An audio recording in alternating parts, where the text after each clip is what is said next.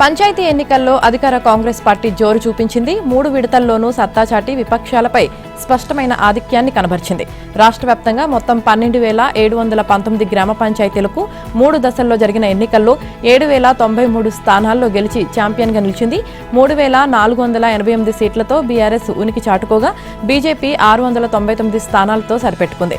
స్వతంత్రులు 1,264 స్థానాల్లో విజయం సాధించగా సిపిఐ, సిపిఎం 79, 75 స్థానాల్లో గెలిచాయి. ఇతరులు 22 స్థానాల్లో గెలిచారు. తొలి 2 విడతల ఎన్నికల్లో రాగానే బుధవారం జరిగిన 3వ దశ ఎన్నికల్లోనూ సగానికి పైగా స్థానాల్లో గెలుపుతో హస్తం పార్టీ తన విజయ పరంపరను కొనసాగించింది. ఇక బీఆర్ఎస్ పార్టీ సైతం 25% పైగా స్థానాలు దక్కించుకుంది. బీజేపీ కూడా తొలి మలి విడతల మాదిరిగానే 3వ విడతలోనూ 200 పైచిలుకు స్థానాలను దక్కించుకుంది. వాస్తవానికి పంచాయతీ ఎన్నికల ఫలితాల్లో కాంగ్రెస్, బీఆర్ఎస్ పార్టీల తర్వాత అత్యధిక స్థానాలు దక్కించుకున్నది ఇతరులే. స్వతంత్రులే సుమారుగా 10% సీట్లను గెలుచుకున్నారు. వారిలోనూ 80% మంది కాంగ్రెస్ కు చెందినవారే.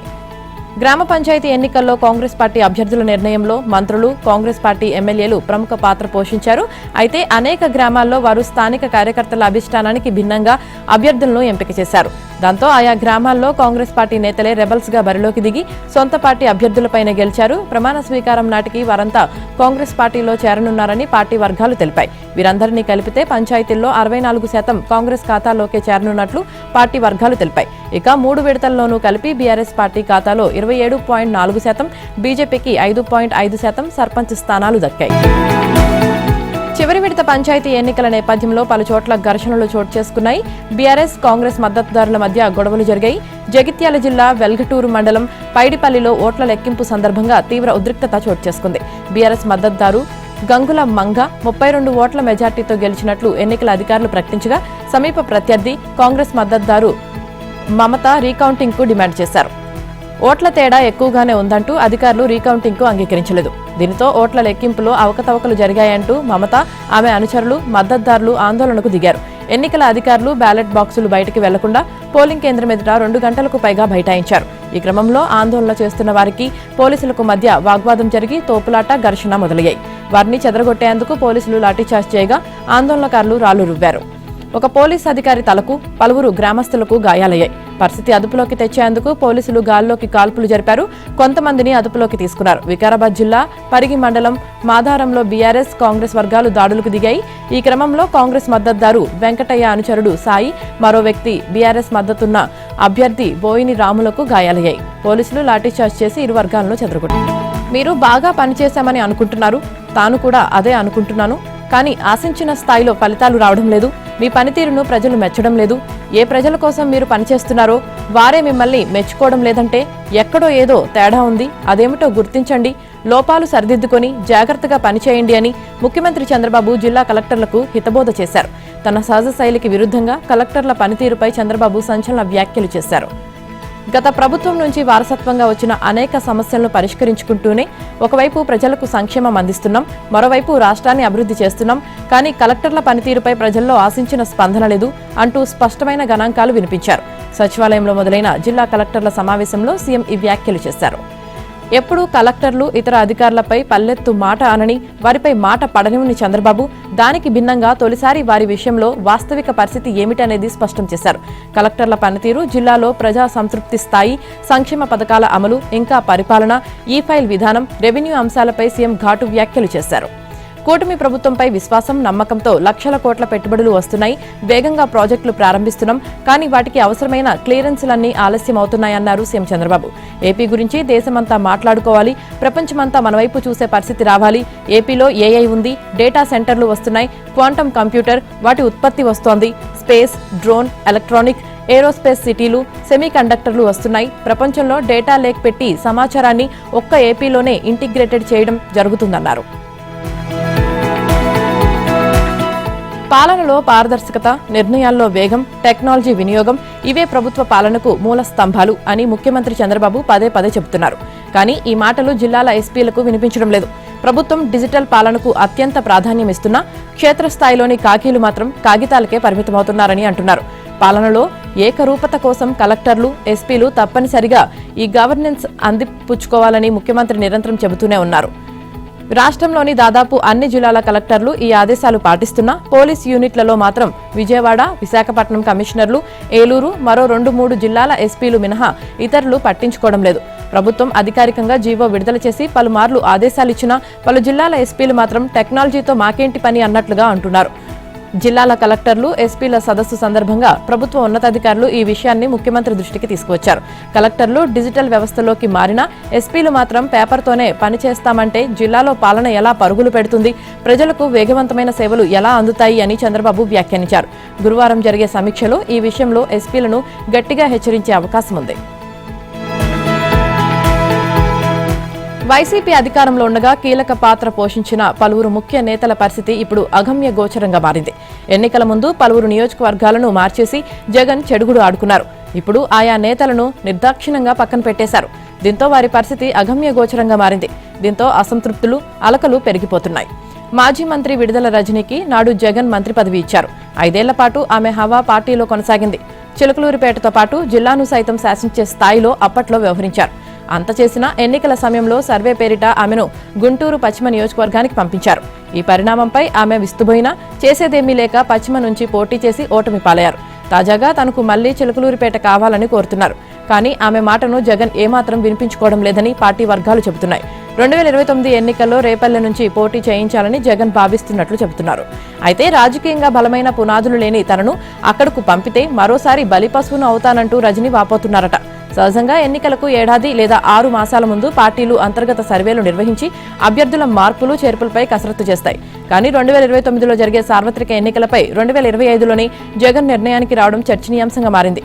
ఒకప్పుడు పార్టీలో ఒక వెలుగు వెలిగిన రజనీ ఇప్పుడు అడపాదడపా స్థానిక మీడియా ముందు మాట్లాడటం మినహా ఆ జోరును చూపించలేకపోతున్నారు.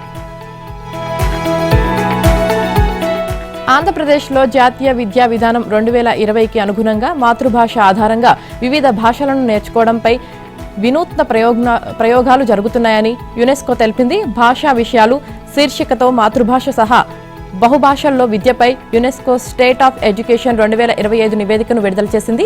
ఆదివాసీ, మైనార్టీ విద్యార్థుల కోసం ఏపీలో మాతృభాష ఆధారిత బహుభాషల విద్యకు అత్యంత ప్రాధాన్యం ఇస్తున్నారని, ఆదివాసీ భాషల్లో కూడా చిన్న చిన్న పుస్తకాలు, పాఠ్య ప్రణాళికలను రూపొందించారని యునెస్కో ప్రశంసించింది.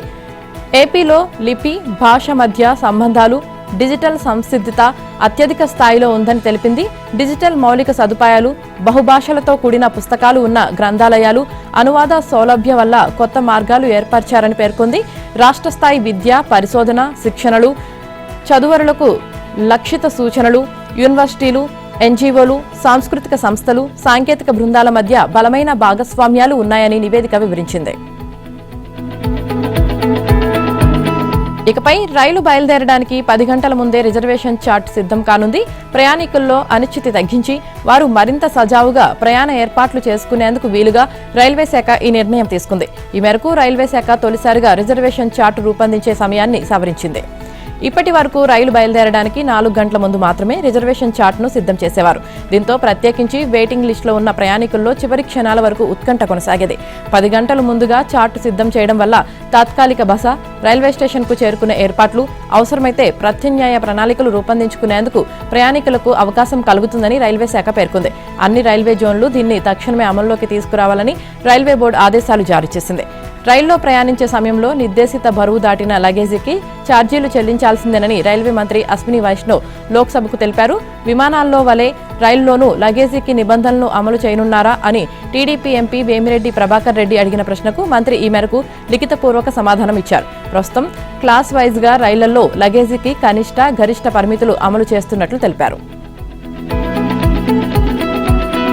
ప్రజా సమస్యల పరిష్కారమే ప్రజా దర్బార్ అని ఏపీ డిప్యూటీ స్పీకర్, ఉండి ఎమ్మెల్యే రఘురామకృష్ణరాజు అన్నారు. తన కార్యాలయంలో రఘురామకృష్ణరాజు ప్రజా దర్బార్ను నిర్వహించారు. నియోజకవర్గంలోని ప్రజలు తమ సమస్యలను పరిష్కరించాలని ఎమ్మెల్యే రఘురామకృష్ణరాజు ముందు తమ గోడు వెళ్లబోసుకున్నారు. దీంతో వెంటనే స్పందించిన రఘురామకృష్ణరాజు అందుబాటులో ఉన్న అధికారులతో మాట్లాడి అక్కడికక్కడే సమస్యలను పరిష్కరించారు. అధికారులు ఉన్నది ప్రజల సమస్యలను పరిష్కరించేందుకేనని, ఎలాంటి సమస్యలున్నా అధికారులకు చెప్పి పని చేయించుకోవాల్సిన బాధ్యత మీపై ఉందన్నారు. ఎవరైనా అధికారులు స్పందించకపోతే తన దృష్టికి తీసుకురావాలన్నారు. తాను ప్రజలకు ఎప్పుడూ అందుబాటులో ఉంటానని, ఎవరైనా సరే తనను కలిసి సమస్యలు చెప్పుకోవచ్చన్నారు. కూటమి ప్రభుత్వం ప్రజలకు మంచి పాలన అందించాలనే లక్ష్యంతో ముందుకు వెళ్తుందన్నారు. గత ప్రభుత్వం సృష్టించిన ఆర్థిక విధ్వంసం నుంచి ఇప్పుడిప్పుడే రాష్ట్రం గాడిన పడుతుందన్నారు. కూటమి ప్రభుత్వం నిర్వహిస్తున్న ప్రజా దర్బార్ ద్వారా ప్రజలు తమ సమస్యలను పరిష్కరించుకుంటున్నారని రఘురామ అన్నారు. రాష్ట్రంలో ప్రభుత్వ మెడికల్ కళాశాలకు సంబంధించి వైసీపీ ప్రభుత్వం ఆర్భాటంగా శంకుస్థాపన చేసింది. కేంద్రం నుంచి వచ్చిన నిధులను కూడా మళ్లించింది. అయినా ప్రభుత్వ మెడికల్ కళాశాలలు పూర్తి కాలేదు. కూటమి ప్రభుత్వం అధికారంలోకి వచ్చిన తర్వాత ఈ మెడికల్ కళాశాలను పూర్తి చేయాలనే నిర్ణయానికి వచ్చింది. మెడికల్ కళాశాలను త్వరితగతిన పూర్తి చేసేందుకు నిధుల కొరత ప్రతిబంధకంగా మారింది. దీంతో పీపీపీ మోడ్లో అభివృద్ధి చేయాలని నిర్ణయించారు. ప్రభుత్వ వైద్యశాలలో పేదలకు ఎటువంటి వైద్యం అందుతుందో పీపీపీ మోడ్లో నిర్మాణం జరుగుతున్న కళాశాలలు, వాటికి అనుబంధంగా ఉన్న ఆసుపత్రుల్లో కూడా అటువంటి వైద్యమే జరుగుతుందని సాక్షాత్తు వైద్య ఆరోగ్య శాఖ మంత్రి సత్యకుమార్తో పాటు సీఎం చంద్రబాబు ప్రకటించారు. ఇదే సమయంలో ఇటీవల వైసీపీ ఎంపీలు పీపీపీ మోడ్లో ప్రభుత్వ కళాశాలను అభివృద్ధి చేయడంపై అభ్యంతరం వ్యక్తం చేస్తూ కోటి సంతకాల ఉద్యమం చేపట్టారు. ఢిల్లీలో కూడా వైసీపీ ఎంపీలు కేంద్ర ఆర్థిక మంత్రిని కలిసినట్లు తెలుస్తోంది. నిర్మలా సీతారామన్ను కలిసిన సమయంలో ఆమె నుంచి ఎదురైన ప్రశ్నలకు వైసీపీ ఎంపీలకు మైండ్ బ్లాక్ అయింది. కొంతమంది ఎంపీలు పీపీపీలో ప్రైవేటు ఉంది కదా అని అమాయకంగా ప్రశ్నించగా, పీపీపీ అంటే ప్రైవేట్ కాదని, పబ్లిక్ ప్రైవేట్ పార్ట్నర్షిప్ విధానంలో అభివృద్ధి చేస్తున్నారు కదా అని వైసీపీ ఎంపీలను ప్రశ్నించారు. ఎందుకు ఒక వైసీపీ ఎంపీ అవునని సమాధానం చెప్పడంతో మరి మీరు ప్రజల్లోకి వాటిని ప్రైవేట్ అని ఎందుకు చెబుతున్నారని నిర్మలా ప్రశ్నించారు. కోటి సంతకాలు సేకరించామని, గురువారం వాటిని గవర్నర్కు ఇస్తామని చెప్పిన వైసీపీ నేతలు గవర్నర్ అపాయింట్మెంట్ కూడా తీసుకోలేదు. అంతేనా, ఢిల్లీ పరిణామాలపై కూడా వైసీపీ నేతలు నోరు మెదపడం లేదు. ఎన్నడూ లేని విధంగా మొట్టమొదటిసారిగా ధాన్యం బస్తాలను రైల్వే వ్యాగన్ల ద్వారా ఎగుమతి ప్రక్రియ తెనాలి నుంచి ప్రారంభమైంది. తెనాలి రైల్వే స్టేషన్ వద్ద గూడ్స్ వ్యాగన్ల ద్వారా బుధవారం 1350 మెట్రిక్ టన్నుల ధాన్యాన్ని కాకినాడ సమీప పెద్దాపురం రైస్ మిల్లర్లకు తరలించినట్లు కేబుల్ సప్లై కార్పొరేషన్ జిల్లా మేనేజర్ తులసి తెలిపారు.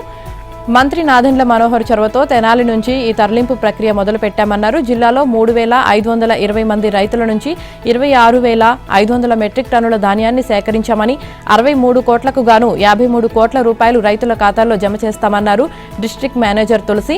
తెనాలిలో 12,000 మెట్రిక్ టన్నులు సేకరించి వాటిలో రోడ్డు మార్గం ద్వారా 6,000 మెట్రిక్ టన్నులు పంపించామన్నారు. రాష్ట్రంలో 3వ డిస్కం ఏర్పాటుకు తెలంగాణ ప్రభుత్వం ఆమోదం తెలిపింది. 29,05,779 వ్యవసాయ పంపు సెట్లు, 489 ఎత్తిపోతల పథకాల కనెక్షన్లు, 99 వాటర్ బోర్డులు, 1132 మిషన్ భగీరథలను కొత్త డిస్కం పరిధిలోకి తేవాలని ప్రభుత్వం నిర్ణయించింది. ఈ మేరకు ఇంధన శాఖ ముఖ్య కార్యదర్శి నవీన్ మిట్టల్ బుధవారం జీవో మార్గదర్శకాలు జారీ చేశారు. ఆదాయానికి అవసరాలకు మధ్య అంతరంతో దక్షిణ డిస్కం, ఉత్తర డిస్కం చితికిపోతున్నాయని, వాటి పరపతి పెంచడానికి వీలుగా కొత్త డిస్కంను ఏర్పాటు చేయాలని నిర్ణయం తీసుకున్నట్లు ప్రకటించారు. పాత డిస్కంల నెట్వర్క్తోనే కొత్త డిస్కం ఏర్పాటు కానుంది. ఎలక్ట్రిసిటీ చట్టం 2003లోని సెక్షన్ 14 ప్రకారం 2 లేదా అంతకన్నా ఎక్కువ డిస్కంలు నెట్వర్క్తో ఏర్పాటు చేయడానికి వెసులుబాటు కల్పించడంతో ఈ మేరకు నిర్ణయం తీసుకున్నారు. గత 5 ఏళ్లలో ఆయా కనెక్షన్ల వినియోగం ఆధారంగా కొత్త డిస్కంకు విద్యుత్ కొనుగోలు ఒప్పందాలు బదలాయించనున్నారు. ఈ డిస్కంలకు పంపిణీ ట్రాన్స్ఫార్మర్లతో పాటు లొటెన్షన్ లైన్లను బదలాయించనున్నారు. పార్టీ ఫిరాయింపు ఆరోపణలు ఎదుర్కొంటున్న బీఆర్ఎస్ ఎమ్మెల్యేలకు ఊరట లభించింది. బీఆర్ఎస్ తరపున గెలిచి కాంగ్రెస్ పార్టీలో చేరిన ఎమ్మెల్యేలను అనర్హులుగా ప్రకటించాలంటూ దాఖలైన అనర్హత పిటిషన్ను శాసనసభ సభాపతి గడ్డం ప్రసాద్ కుమార్ కొట్టివేశారు. బీఆర్ఎస్ పార్టీ ఎమ్మెల్యేలు అరకపుడి గాంధీ, గూడెం మహిపాల్ రెడ్డి, ప్రకాష్ గౌడ్, తెల్లం వెంకట్రావు, బండ్ల కృష్ణమోహన్ రెడ్డిలను పార్టీ ఫిరాయింపుల చట్టం కింద అనర్హులుగా ప్రకటించాలన్న పిటిషన్లను కొట్టివేస్తున్నట్లు ప్రకటించారు. ఈ 5గురు పార్టీ మారినట్లు నిరూపించే ఆధారాలను పిటిషనర్లు సమర్పించలేకపోయారని తెలిపారు. వీరు బీఆర్ఎస్ సభ్యత్వాన్ని స్వచ్ఛందంగా వదిలేసుకుంటున్నట్లేనని పేర్కొన్న పిటిషనర్లు ఆ విషయాన్ని నిరూపించలేకపోయారని స్పీకర్ చెప్పారు. పత్రికల్లోని వార్తలు ధృవీకరించని టీవీ ఛానళ్ల వీడియోలు సమర్పించారు తప్ప చట్ట ప్రకారం నిలబడే ఆధారాలు చూపలేకపోయారని వెల్లడించారు. పిటిషన్లోని అంశాలు, వాటిపై 5గురు ఎమ్మెల్యేలు ఇచ్చిన సమాధానాలను పరిశీలించి విశ్లేషించి చట్టపరమైన అంశాలను పరిగణలోకి తీసుకుని తీర్పు ఇస్తున్నట్లు సభాపతి స్పష్టం చేశారు. ఆ 5గురు ఎమ్మెల్యేలపై అనర్హత పిటిషన్ను కొట్టివేస్తూ వారంతా ఎమ్మెల్యేలుగా కొనసాగుతారంటూ స్పీకర్ ప్రసాద్ కుమార్ కీలక తీర్పు వెలువరించారు. పార్టీ ఫిరాయించిన 5గురు ఎమ్మెల్యేలపై శాసనసభ స్పీకర్ గడ్డం ప్రసాద్ కుమార్ ఇచ్చిన తీర్పును తీవ్రంగా ఖండిస్తున్నామని బీఆర్ఎస్ వర్కింగ్ ప్రెసిడెంట్ కేటీఆర్ చెప్పారు. అసెంబ్లీ సాక్షిగా కాంగ్రెస్ పార్టీ ప్రజాస్వామ్యాన్ని కూనీ చేసిందని ఆరోపించారు. దేశ అత్యున్నత న్యాయస్థానాలపైనే కాదు చివరికి రాజ్యాంగంపై కూడా రాహుల్ గాంధీకి ఏమాత్రం గౌరవం లేదని మరోసారి తేలిపోయిందని పేర్కొన్నారు. బీఆర్ఎస్ ఎమ్మెల్యేల ఇంటికి వెళ్లి మరీ సీఎం రేవంత్ పార్టీ ఫిరాయింపులకు తెరతీసిన నాటి నుంచి నేటి స్పీకర్ నిర్ణయం వరకు కాంగ్రెస్ పార్టీ రాజ్యాంగాన్ని అడుగడుగునా అపహాస్యం చేస్తూనే ఉందని కేటీఆర్ విమర్శించారు. అభివృద్ధి కోసం పార్టీ మారినట్లు సాక్షాత్తు ఫిరాయింపు ఎమ్మెల్యేలే అనేక సార్లు ప్రకటించినా వారిని కాపాడటం రాహుల్ 2 నాల్కుల ధోరణికి నిదర్శనమని చెప్పారు. ఫోటోలకు పోజులిచ్చేందుకు చేతిలో రాజ్యాంగాన్ని పట్టుకుని తిరిగితే సరిపోదని, తండ్రి చేసిన చట్టాన్నే గౌరవించలేని అసమర్థ నాయకుడిగా రాహుల్ చరిత్రలో మిగిలిపోతారని ధ్వజమెత్తారు. ప్రభుత్వ పాఠశాలల్లో చేరడానికి విద్యార్థులు వెనకాడుతున్నారు. దేశవ్యాప్తంగా దాదాపు 10.13 లక్షల ప్రభుత్వ స్కూళ్లు ఉంటే అందులో 5,149 స్కూళ్లు ఒక్క విద్యార్థి కూడా లేక ఖాళీగా ఉన్నాయి. అలాంటి స్కూళ్లలో 70% తెలంగాణ, పశ్చిమ బెంగాల్ రాష్ట్రాల్లోనే ఉన్నాయని లోక్సభలో ఎంపీలు కార్తీ చిదంబరం, అమరీందర్ సింగ్ రాజా అడిగిన ప్రశ్నకు విద్యాశాఖ లిఖితపూర్వకంగా సమాధానమిచ్చింది. ప్రభుత్వ గణాంకాల ప్రకారం 2024-25 విద్యా సంవత్సరంలో ఆ 5,149 పాఠశాలలో ఒక్క విద్యార్థి కూడా చేరలేదు. వాటిలో 2,081 ప్రభుత్వ పాఠశాలలు ఒక్క తెలంగాణలోనే ఉన్నాయి. నల్గొండ జిల్లాలో ఎక్కువ పాఠశాలలో జీరో ఎన్రోల్మెంట్ నమోదైనట్లు యుడైస్ ప్లస్ డేటా వెల్లడించింది. ఈ జిల్లాలో 315 స్కూళ్లలో ఒక్క విద్యార్థి కూడా చేరలేదు. ఇది దేశంలోనే అత్యధికం. మహబూబాబాద్, వరంగల్ జీరో చేరికల పాఠశాలలు తర్వాత స్థానాల్లో ఉన్నాయి. ఈ విషయంలో తెలంగాణ తర్వాతి స్థానంలో పశ్చిమ బెంగాల్ ఉంది. ఆ రాష్ట్ర రాజధాని కోల్కతాలో ఉన్న 211 ప్రభుత్వ పాఠశాలల్లో జీరో ఎన్రోల్మెంట్ నమోదైంది. శీతల గాలుల ప్రభావంతో తెలంగాణలో ఈ నెల 18వ తేదీ నుంచి 21వ తేదీ వరకు చలి తీవ్రత మరింత పెరుగుతుందని వాతావరణ శాఖ నిపుణులు తెలిపారు. ఇప్పటికే కొన్ని జిల్లాల్లో సింగిల్ డిజిట్ ఉష్ణోగ్రతలు నమోదవుతున్నాయి. సంగారెడ్డి జిల్లా కోహీర్ మండలం చలిగుప్పెట్లో చిక్కుకుంది. గతంలో ఎన్నడూ లేని విధంగా పక్షం రోజుల నుంచి కోహీర్లో సింగిల్ డిజిట్ ఉష్ణోగ్రతలే నమోదు కావడంతో ఆ ప్రాంత ప్రజలు రోజు చలితో ఇబ్బందులు పడక తప్పడం లేదు. బుధవారం ఉదయం కోహీర్లో 7.3 డిగ్రీల అత్యల్ప ఉష్ణోగ్రత నమోదు కాగా మెదక్ జిల్లాలోని దామరంచలో 10 డిగ్రీల కనిష్ట ఉష్ణోగ్రత నమోదైంది. ఇక సిద్దిపేట జిల్లాలోని పోతిరెడ్డిపేటలో 9.2 డిగ్రీల కనిష్ట ఉష్ణోగ్రత నమోదైంది. ఏటా రాష్ట్రంలోని కొమ్రంభీం, ఆసిఫాబాద్ జిల్లాలో అత్యల్ప ఉష్ణోగ్రతలు నమోదయ్యేవి. కానీ ఈసారి సంగారెడ్డి జిల్లాలోని కోహీర్లో అత్యల్ప ఉష్ణోగ్రతలు నమోదవుతున్నాయి. జీహెచ్ఎంసీ తాజాగా చేపట్టిన డీలిమిటేషన్ ప్రక్రియలో భాగంగా వార్డుల వారీగా జనాభా లెక్కలు బయటపెట్టడం వల్ల వచ్చే ఇబ్బంది ఏమిటి అని హైకోర్టు ప్రశ్నించింది. ఆ వివరాలేవీ అందుబాటులో లేకుండానే ఇంత భారీ స్థాయిలో డీలిమిటేషన్ ప్రక్రియ చేపట్టారా అని ప్రశ్నించింది. ఈ నేపథ్యంలో 24 గంటల్లో వార్డుల వారీగా జనాభా లెక్కలు, వార్డుల వారీగా ధృవీకరించిన భౌగోళిక స్వరూపం మ్యాప్స్ పబ్లిక్ డొమైన్లో పెట్టాలని జీహెచ్ఎంసీ కమిషనర్కు బుధవారం ఆదేశాలు జారీ చేసింది. జనాభా మ్యాప్స్ వివరాలను పబ్లిక్ డొమైన్లో ఉంచినప్పటికీ నుంచి 2 రోజుల్లో పిటిషనర్లు లేదా ప్రజలు తమకు ఉన్న అదనపు అభ్యంతరాలను జీహెచ్ఎంసీకి సమర్పించవచ్చని పేర్కొంది. అయితే డీలిమిటేషన్ ప్రక్రియలో అనేక లోపాలున్న నేపథ్యంలో ప్రక్రియను అడ్డుకోవాలన్న పిటిషనర్ల వాదనతో హైకోర్టు ఏకీభవించలేదు. వార్డుల వారీగా జనాభా లెక్కలు, మ్యాప్స్ ప్రజలకు అందుబాటులో ఉంచి ముందుకు వెళ్లవచ్చని కోర్టు స్పష్టం చేసింది. మనుషులు శాశ్వతం కాదు, మనం చేసే పనులే శాశ్వతమని ప్రముఖ నటుడు అక్కినేని నాగార్జున పేర్కొన్నారు. బుధవారం కృష్ణా జిల్లా గుడివాడలోని ఏఎన్ఆర్ కళాశాల వజ్రోత్సవ కార్యక్రమంలో ఆయన పాల్గొన్నారు. కళాశాలలో రూసా భవనాన్ని నాగార్జున ప్రారంభించారు. తన తండ్రి అక్కినేని నాగేశ్వరరావు చదువుకోలేదని చెప్పారు. అయితే తన తండ్రికి చదువు విలువ తెలుసని, ఎంతో మంది విద్యార్థులకు బంగారు భవిష్యత్తునివ్వాలని ఆయన తపన పడ్డారని తెలిపారు. 1959లోనే కళాశాలకు తన తండ్రి ఏఎన్ఆర్ లక్ష విరాళం అందించారని చెప్పారు. ఈ సందర్భంగా విద్యార్థుల స్కాలర్షిప్ల కోసం తాను 2 కోట్లు విరాళంగా అందించనున్నట్లు నాగార్జున ప్రకటించారు. పంచాయతీ ఎన్నికల్లో మెజార్టీ సీట్లు దక్కించుకున్న అధికార కాంగ్రెస్ పార్టీ ఇదే వేడిలో మున్సిపల్ ఎన్నికలను నిర్వహించాలని యోచిస్తోంది. గ్రామీణ ప్రాంతాలే కాదు, పట్టణ ప్రాంతాల్లోనూ పార్టీకి, ప్రభుత్వానికి పట్టు ఉందని చాటేందుకు ఇదే మంచి అవకాశమని భావిస్తోంది. అన్నీ కుదిరితే జనవరిలోనే మున్సిపల్ ఎన్నికలు నిర్వహించే అవకాశముందని పార్టీ వర్గాల్లో ప్రచారం జరుగుతుంది. అయితే పార్టీ పరంగా జరిగే మున్సిపల్ ఎన్నికలకు ముందే బీసీ రిజర్వేషన్పై ఎలాంటి నిర్ణయం తీసుకోవాలన్న అంశంపై కసరత్తు చేస్తోంది.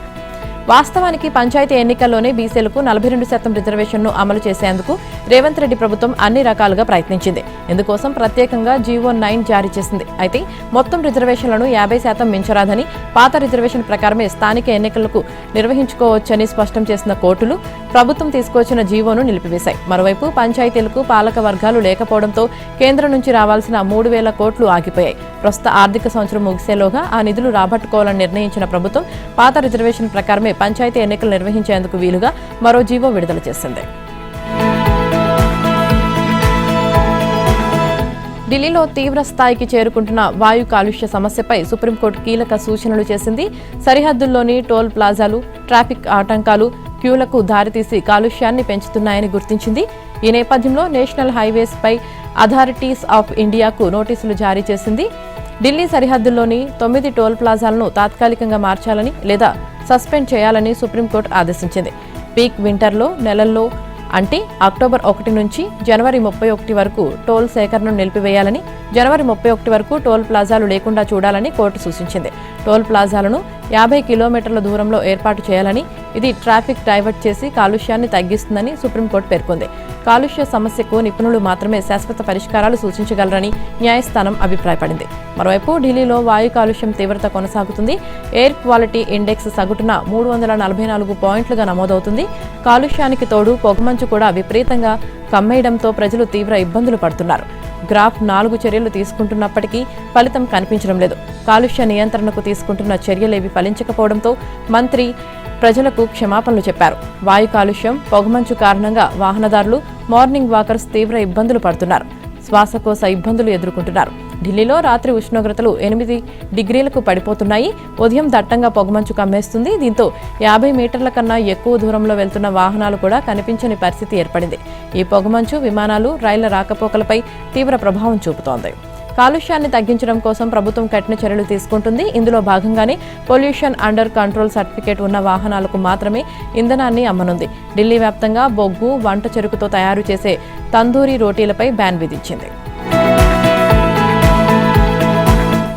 ప్రధాని మోదీ ఇథియోపియాలో పర్యటించారు. ఈ సందర్భంగా మోదీకి ఇథియోపియా ప్రభుత్వం అత్యున్నత పురస్కారం అందించింది. ది గ్రేట్ హానర్ నిషాన్ ఆఫ్ ఇథియోపియాను అందుకోవడం సంతోషంగా ఉందన్నారు ప్రధాని మోదీ. భారత్, ఇథియోపియా మధ్య సంబంధాలు మరింత బలోపేతమవుతాయని ప్రధాని మోదీ ఆశాభావం వ్యక్తం చేశారు. ప్రపంచంలో మొదటిసారి ఓ దేశ ప్రధానికి అత్యున్నత పురస్కారం ఇథియోపియా ఇవ్వడం ఇదే తొలిసారి. అద్వా స్మారక చిహ్నాన్ని ప్రధాని మోదీ సందర్శించారు. ఇటాలియన్ సైనికుల స్మారక స్తూపం వద్ద పుష్పగుచ్చాలు ఉంచి ఘన నివాళులు అర్పించారు. అద్వా మ్యూజియంలో ఉన్న ఆయుధాలు, పరికరాలు, ఫిరంగులు, సైనికుల దుస్తులను పరిశీలించారు. వాటి విశిష్టతలను అడిగి తెలుసుకున్నారు. ప్రధాని పర్యటనలో అరుదైన దృశ్యం ఆవిష్కృతమైంది. ఇథియోపియన్ సింగర్లు వందే మాతర గీతం ఆలపించారు. ప్రధాని మోదీ చప్పట్లతో వారిని ఉత్సాహపరిచారు. ఇథియోపియా పార్లమెంట్లో ప్రసంగించడం తన అదృష్టంగా భావిస్తున్నట్లు మోదీ తెలిపారు. సింహాలకు నిలయమైన ఇథియోపియాలో అడుగుపెట్టడం తనకు సొంత గడ్డపై ఉన్నట్లు అనిపిస్తుందన్నారు. తన స్వస్థలమైన గుజరాత్ కూడా ఆసియా సింహాలకు నిలయమన్నారు మోదీ. అంతకుముందు పార్లమెంట్లో ప్రధాని మోదీకి సభ్యులు ఘన స్వాగతం పలికారు. ప్రసంగం అనంతరం పార్లమెంటు భవనం చప్పట్లతో మారుమోగిపోయింది. తర్వాత పార్లమెంట్ సభ్యులతో ప్రధాని వారితో ఆస్ట్రేలియాలోని బోండీ బీచ్లో జరిగిన ఉగ్రదాడి నేపథ్యంలో అమెరికా అధ్యక్షుడు ట్రంప్ అంతర్జాతీయ సమాజానికి కీలక పిలుపునిచ్చారు. ఉగ్రవాదాన్ని అణిచివేసేందుకు దేశాలన్నీ కలిసి రావాలని ఆయన కోరారు. ఇస్లామిక్ ఉగ్రవాదానికి వ్యతిరేకంగా దేశాలన్నీ ఏకం కావాలి అని పిలుపునిచ్చారు. ఉగ్రవాదులను రాడికల్ ఇస్లామిక్ టెర్రరిస్టులుగా పేర్కొన్నారు. వైట్ హౌస్లో జరిగిన హనుక్కా కార్యక్రమంలో ట్రంప్ పాల్గొన్నారు. మరోవైపు ఉగ్రదాడిలో మృతి చెందిన వారి ఖనన ప్రక్రియను ఆస్ట్రేలియా ప్రభుత్వం బుధవారం ప్రారంభించింది.